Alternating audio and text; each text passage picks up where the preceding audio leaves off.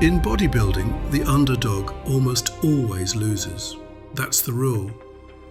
Because the king doesn't just win, the king erases hope. But every once in a lifetime, someone shows up who doesn't accept the ending. Someone who gets denied, embarrassed, written off, and still keeps coming back, like a machine. And when the moment finally arrives, it doesn't feel like a victory. It feels like a storm breaking. This is the story of Jay Cutler, the kid built by concrete, who spent years chasing the most dominant champion on earth, and finally did what the world swore would never happen. He beat Ronnie Coleman. So I grew up in a place called Sterling, Massachusetts. On a farm, in a family where work wasn't motivation, it was survival. He started working at 11 years old. Working at the age of 11, we actually had a concrete business. Early mornings, late nights, weekends, school vacations, sometimes even before school. And the truth is, he hated it. He hated being dragged out of bed. He hated watching other kids leave for vacations while he carried forms and lived in dust. I ended up working, like I said, any free time I had was spent working while the other kids were going on vacations and doing fun things. He would literally pray in the morning just to get through the day. But that suffering built something that bodybuilding can't teach: a tolerance for misery and the habit of showing up no matter what. As a kid, I was just a very active child. So when people later called Jay genetically gifted, they weren't wrong. He developed a rugged physique young, the most muscular kid around. But the real gift wasn't his shoulders or his legs. It was his mindset, commitment, even when you hate your life. Jay didn't fall in love with bodybuilding through a coach or YouTube video or a fancy plan. It happened the way obsession usually starts: one image. I picked up a bodybuilding book when I was 12. My sister's boyfriend at the time had a bodybuilding book, and I remember seeing Chris Dickerson in this book. And I looked at that physique and I was like, man, this is amazing. Man, this would be something. Because I admired. I said, man, I want to look like this. Because it looked unreal, like a comic book character turned real. Jay grew up loving superheroes. You marvel over like superheroes and you want to look like, Superman or whatever. So I was always intrigued by the muscle. And suddenly muscle stopped being a sport. It became a dream, a way out, a new identity.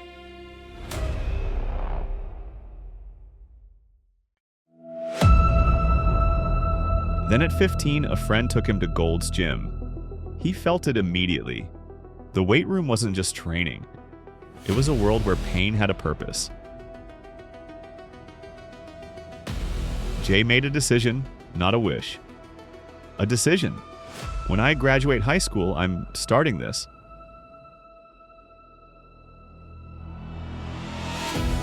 A good physique for a young kid. Like I was that kid with the little abs and had the biceps. And I wasn't big or anything. I was just lean. And I didn't know anything about bodybuilding. I didn't know what it took, and my brothers weren't into weight training as much. They had a weight set, and I would get under that weight set. And I remember at one point I did 70 pounds on the bench press, and that was when I was super young. I wasn't even a teenager yet. I got active in football when I was a sophomore. That's when we started seeing the weight room a little bit. Jay didn't even start training until 18. But when he did, it was like someone flipped a switch.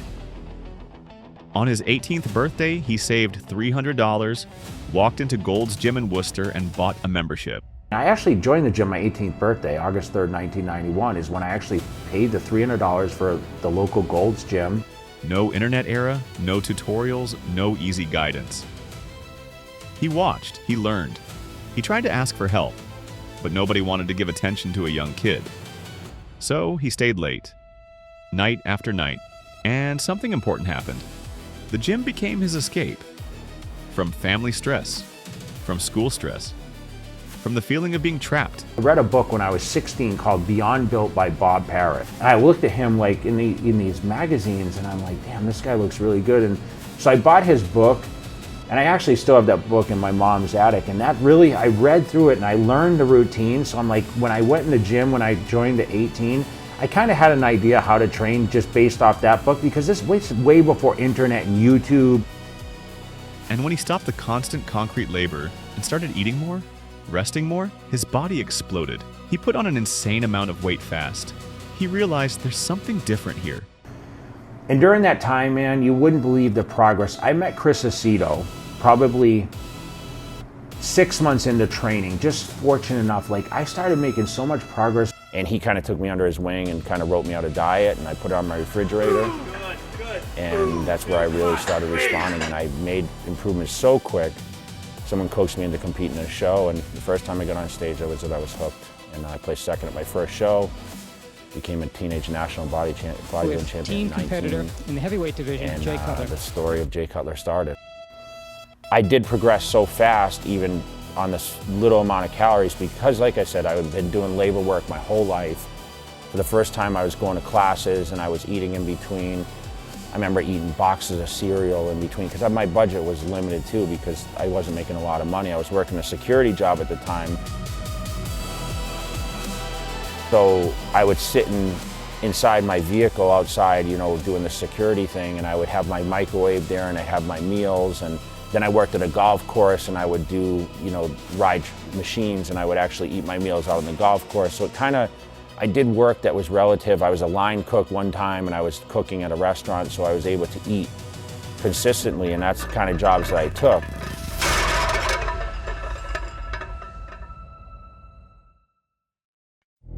I started training, I had these really big legs. You know, right away my legs got explosive because I was a fullback in high school, and I actually had trouble fitting the jeans. My legs were shaped so, like, they were so, not big, but just the shape of them. I had a crazy sweep to my legs as you know, as developed as they were. Chris came back and he's like, holy shit, like, this kid made crazy improvements in 6 months, just because I needed structure. So he wrote out like 6 meals a day, and I remember it was like egg whites, oatmeal, meal 2 was like steak and potato, meal 3 was chicken, baked potato. And I literally, honestly, Leo, I didn't deviate from the order of the schedule. So it was 6 meals, yeah. And exactly those 6 meals I never missed for like 6 months. And it was like, I remember the last meal was egg whites, it was 12 egg whites. And I made crazy improvements just on the nutrition. So that's why to this day, like, I still talk about how important the diet is. I mean, when I started training, I never imagined being Mr. Olympia. That wasn't my goal. My goal was to be financially secure.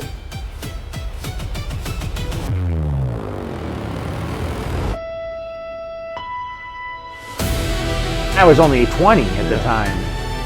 So that's when I said, you know, I came home and I said, I have to be a professional bodybuilder.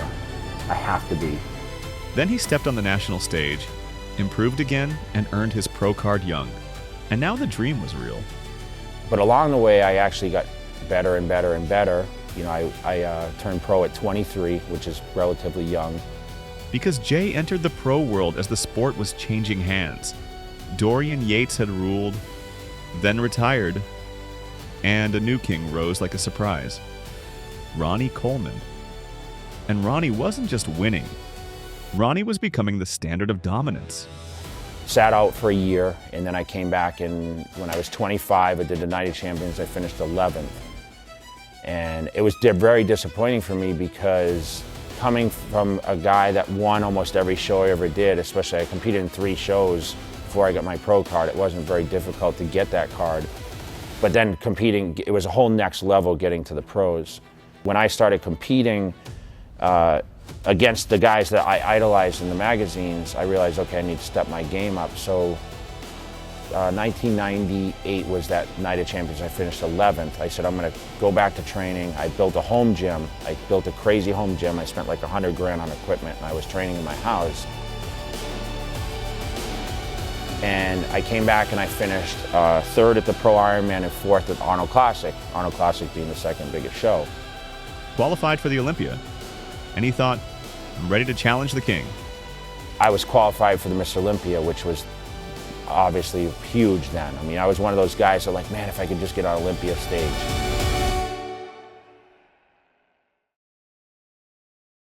put on a little muscle and hopefully be in the same condition or better. So basically, you know, I'm just happy to be here. And Then he got to his first Olympia and got hit with the truth. Went to Olympia and I got dusted. I got second to last. I was 15 out of 16 and I was like, fuck, should I quit? You know, I was like so devastated. I remember saying to my wife at the time, am I just not good, you know? And Jay didn't end. Jay moved, reinvented, refocused. so we got over that and I said, you know what, forget it. I had moved to California right after that. Joe Weider actually, who brought Schwarzenegger, moved me out to California. I moved out there, I woke up in the morning and it was like I was smiling in the sun and I'm like, this is gonna be a new venture for me.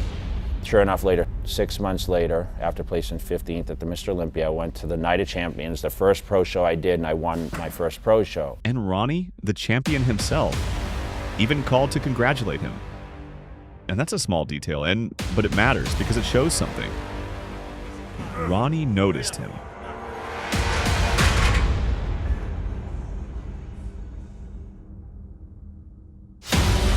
I went to Olympia in the fall, and I got 8th. So I moved up half the position. This is where the rivalry becomes legendary. Next year, and I said, you know, I'm gonna train solely for the Mr. Olympia. This wasn't just another appearance. This was the first time he stood next to Ronnie Coleman and didn't feel out of place. The comparisons were closer than anyone expected. Jay brought size, balance, and improved conditioning. And I came back to the Olympia, and that's the first time I got second to Ronnie Coleman. And that's the first time ever in my career I realized I could actually win the Mr. Olympia competition. I stood next to Ronnie Coleman at 2001, and it was a controversial second. I could have won that show, and I placed second. And I said, holy shit, I'm gonna win this contest at some point. So, and Jay walked away knowing something he had never known before. Cutler. I can win this contest. I said, you know, I'll come back. You know, I went to the Arnold in 2002, won my first Arnold. I was on a roll, won there. It was his first Arnold title. And it proved that his Olympia placing wasn't a fluke. He was on a roll. Confidence high, body improving.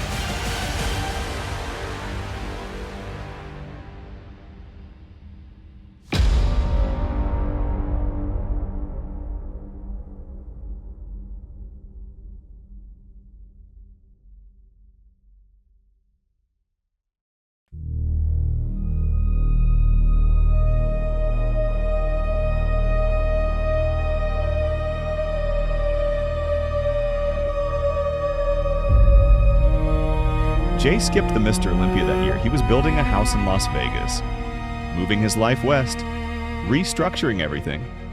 And while he focused on the future, the Olympia moved on without him. In hindsight, 2002 became a year many believed Jay could have won. Ronnie was beatable that season. The door was cracked open. Jay chose stability, not the stage, and that choice would haunt him. By 2003, the narrative was set. 12 years ago. Jay returned bigger, it's become stronger, kind of a confident, habit for myself. and fully committed. He believed this was his year. But Ronnie Coleman heard the pressure, and he responded in the only way Ronnie knew how, with destruction. In 2003, Ronnie arrived at the Mr. Olympia weighing close to 280 pounds, shredded, full, and terrifying. It is still widely regarded as the most dominant physique ever brought to the Olympia stage. There was no debate. Jay finished second place again. Placed second at Ronnie Coleman again, 2003, which I thought I was going to win it. He came back like a monster that year. It was just crazy. It was the best Ronnie we ever seen. He was like 280 pounds and ripped, and it was like no one was going to beat him that year. Presenting the second place award. They will take the certificate, the Silver Sandow Medal, the Silver Olympia Medal, 2003 Olympia. Jay Cutler. To beat Ronnie Coleman, Jay would have to become something more than just great. 2004 followed a familiar pattern. Jay came in elite, improved, confident. He believed he had done enough, but Ronnie still had the edge. More density, more mass. Continued 2004, same thing, going to Olympia, I thought I was going to win. Second again, you know.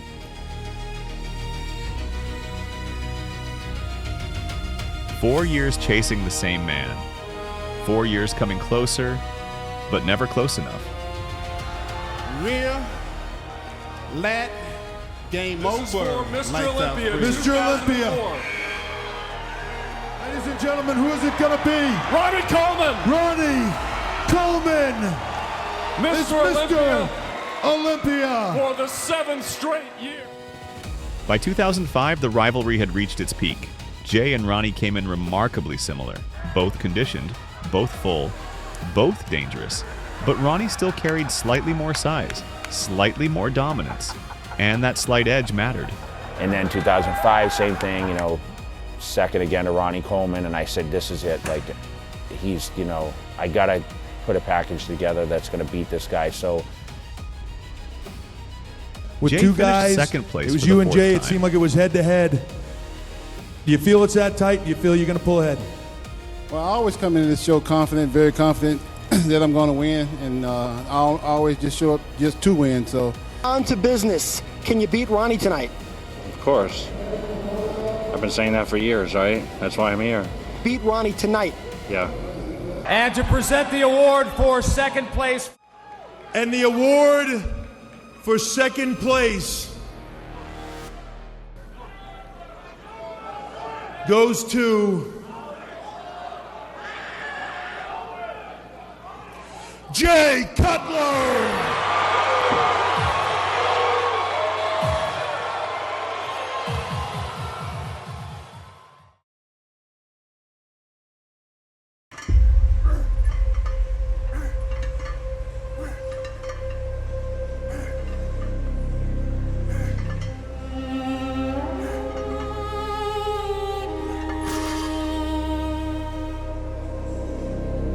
Jay knew the truth now.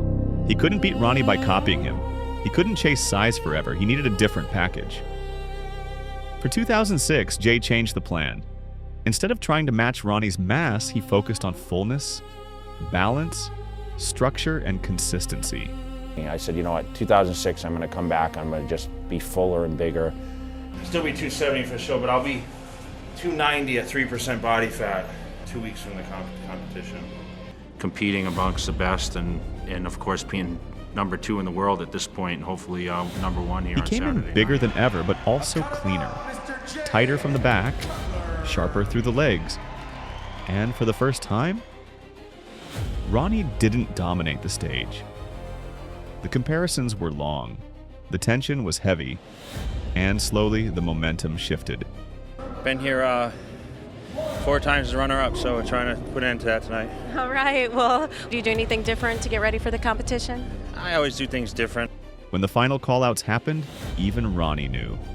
The reign was ending. When they announced the winner of the 2006 Mr. Olympia, Jay Cutler's name was called. And that's when I finally knocked him off and won the Olympia in 06.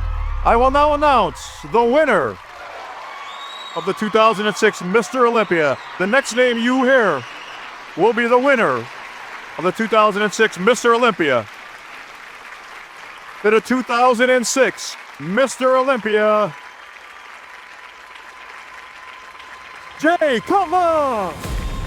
After years of second place, after chasing the same champion, after adjusting, failing, recalculating, and returning, Jay Cutler finally defeated Ronnie Coleman.